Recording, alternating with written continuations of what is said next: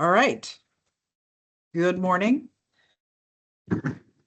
This is a public meeting subject to public meeting law, and it will be digitally recorded. Deliberation of issues will only be conducted by the applicant review committee members unless permitted by the chair. Remember to always state your name for the record. For professional standard cases, only information contained in the staff report can be considered once the staff report is adopted. Assumptions, outside knowledge, or personal experiences should not be included in any discussion. Individuals who engage in disruptive behavior that impede official business will be asked to stop being disruptive or leave the meeting. Additional measures may be taken to have disruptive individuals removed if their continued presence poses a safety risk to the other persons in the room or makes it impossible to continue the meeting. If we can call for introductions, please. Yep, when I call on you, please state your name and who you represent for the record. We'll start with you, Chair Reyes. Aaron Reyes, Superintendent, Two Rivers Correctional Institution, Department of Corrections. Thank you. Member Barrett.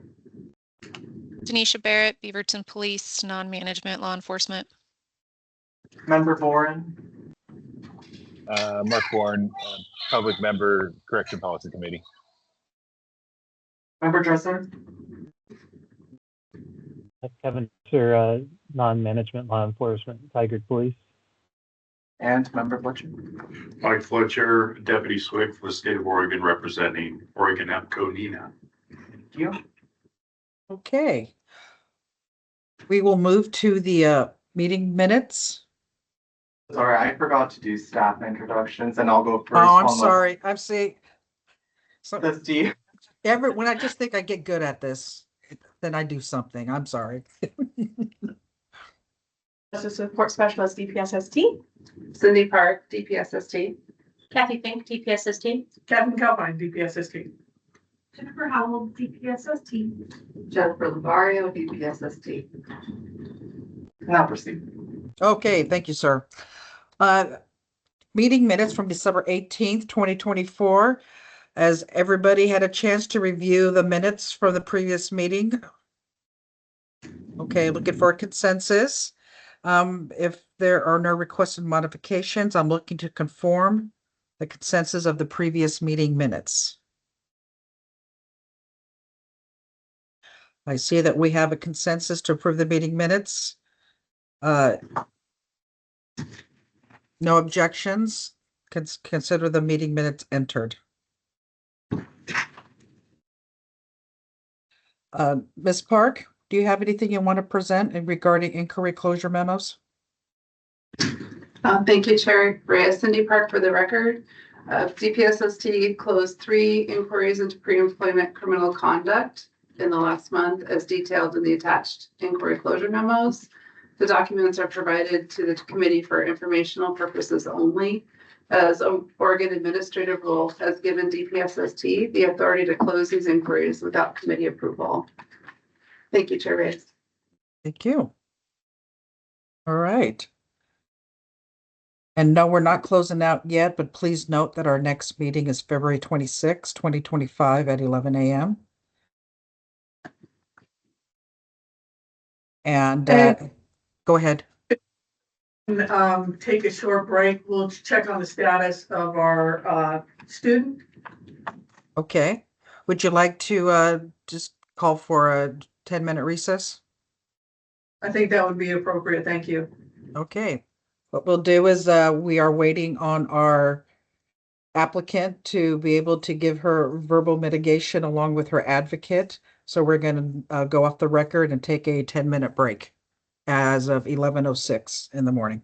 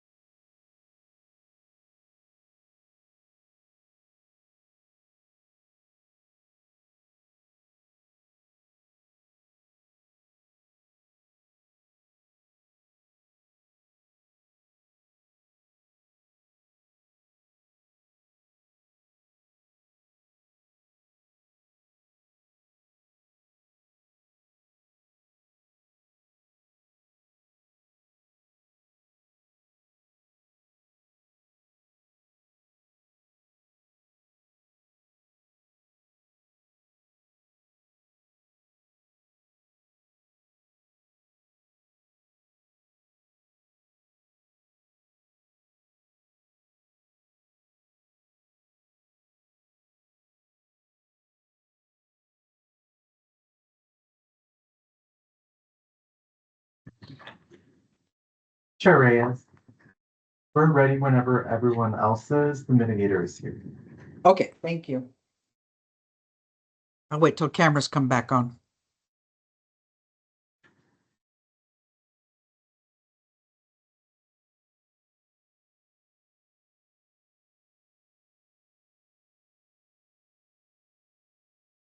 And I believe everybody is back. Okay. Good morning. It is January 1st, January 22nd, 2025 at 11:16 a.m. We are back on the record. And we have our Ms. Britton. Yes, we do. Okay.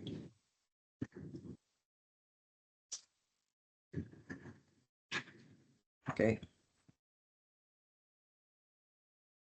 I think,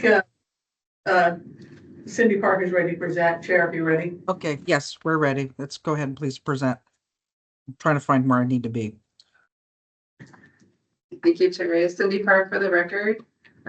We are reviewing Teresa Britton today. She's appearing before the Applicant Review Committee regarding a 2016 disposition for driving under the influence by mental impairment, first offense, which occurred in Honolulu, Hawaii. On May 19th, 2016, Britton pled guilty via a nolo contendere plea to the offense following a single vehicle collision in which a car driven by Britton hit a sign being used for traffic control on a public road. A second charge, inattention to driving, was dismissed with prejudice. Moral fitness violations: the department did not identify elements of dishonesty. Gross misconduct: Britton violated the board's moral fitness standard for gross misconduct when she chose to drive a motor vehicle while under the influence of alcohol, placing herself, her passenger, and others at risk of harm, and causing damage to a sign being used for traffic control on a public road. Britton provided a written mitigation letter. Her agency director also provided a letter of support. Britton is here today to present a 5-minute verbal mitigation statement. And whenever you start, I'll just set a timer. So whenever you're comfortable beginning, you can go ahead. Okay. Yeah, I don't have a lot to say that's not already in my letter, but yeah, that incident is something that happened, and I regret everything that led to it and everything that happened, after. And I spent a lot of time right after it happened thinking about all things that could have went a lot worse. And so that's something that I think about like to this day. And since then, I've spent lots of, mental energy figuring out how that happened and how to not have that happen again. So it's also kind of why I wanted to get into this career, because not lots of people have been on that side of the criminal justice system. So I feel like that adds a level of empathy that I can extend to callers that maybe are going through things. And just my record of like not doing that again, I think speaks to how much that changed me and how it like changed the direction in which I was going at that time. And I'm grateful to be here today and be able to have this opportunity to train and learn and help other people. So.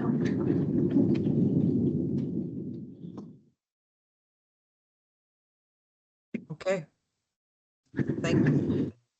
Thank you. I'm looking for a consensus to adopt the record.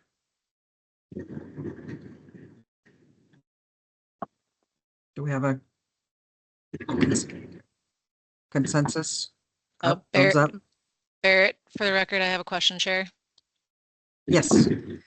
I don't know where the appropriate time to enter this question is, so I'll just start it with now. Yes. This is a question to staff. I know that we have a 10-year number in there for when we can just inquiry close cases or when they need to come to this room. Is that based on the dispo date or the occurrence date? Cindy Park for the record, it is based on the disposition date. Okay, with that said, then I've got consensus. Okay. Consensus from, okay, we have consensus to adopt the record. Not hearing any objections, I'd like to open the case up for discussion, if we may, please, for any aggravating and mitigating factors, and please remember to state your name and identify any aggravating or mitigating factors, please.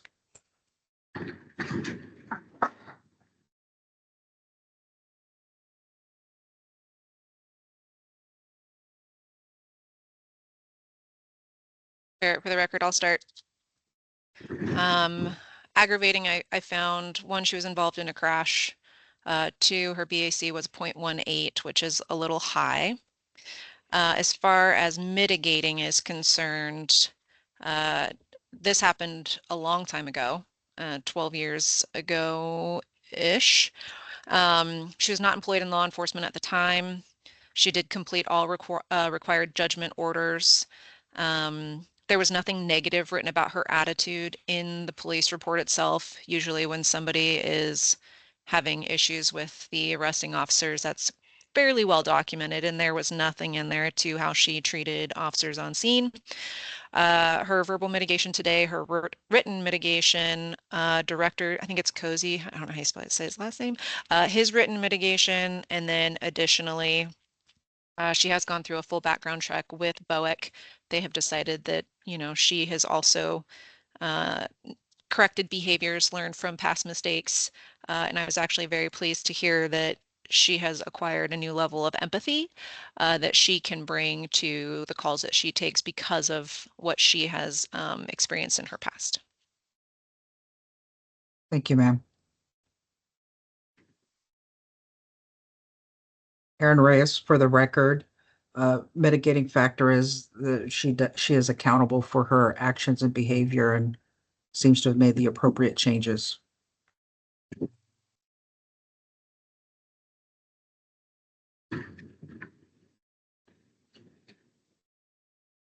Anyone else have anything to add, gentlemen? Okay. Ms. Park, would you please read the mitigating and aggravating factors, if you would, please? Yes, Cindy Park for the record. Mitigating factors. Britton was not employed in a certifiable position at the time of the conduct. She's been hired by the Bureau of Emergency Communications, who is aware of the criminal background. The event occurred 12 or so years ago. There was nothing negative written in the police report about her attitude. The verbal and written mitigation provided by Ms. Britton, as well as a letter of support provided from the agency.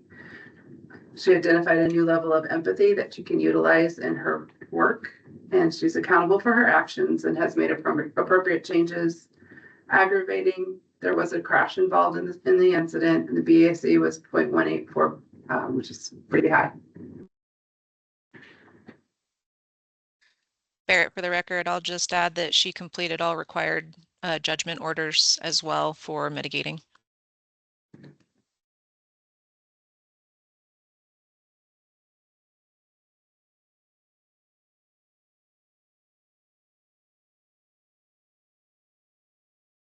Okay. Okay, our next category here would be to open up discussion of whether or not there's a moral fitness violation. And we can either affirm to accept as is, we can modify, make changes, or just remove all. And I'm looking for a motion.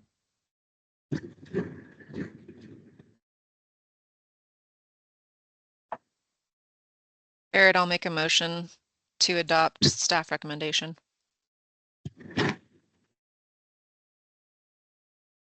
Mike Fletcher, for the record, I'll second. Okay, All right, we are voting on a motion to affirm the moral fitness violations as presented. Chair Reyes, aye. Member Barrett, Aye. Committee Member Bourne, Aye. Committee Member Dresser, Aye. and Committee Member Fletcher. Aye. Motion passed. Okay. Now, our next category for this case would be to decide if we're going to take action or no action. And this I will need a motion for. So I'm calling for a motion to take action or no action. Kevin Barrett. Dretsch, for the record, I vote that we take no action. based on Sergeant Barrett's extensive discussion with regard to mitigating aggravating circumstances. She's definitely taken responsibility some time ago. Mark Bourne, for the record, I'll second it. Okay. All right, we are voting on a motion to take no action. Chair Reyes, Aye. Committee Member Barrett, Aye. Committee Member Bourne, Aye. Committee Member Dresser, Aye. and Committee Member Fletcher. Aye. Motion passed. Okay, the motion has passed to take no action. Ms. Britton, thank you. Thank you.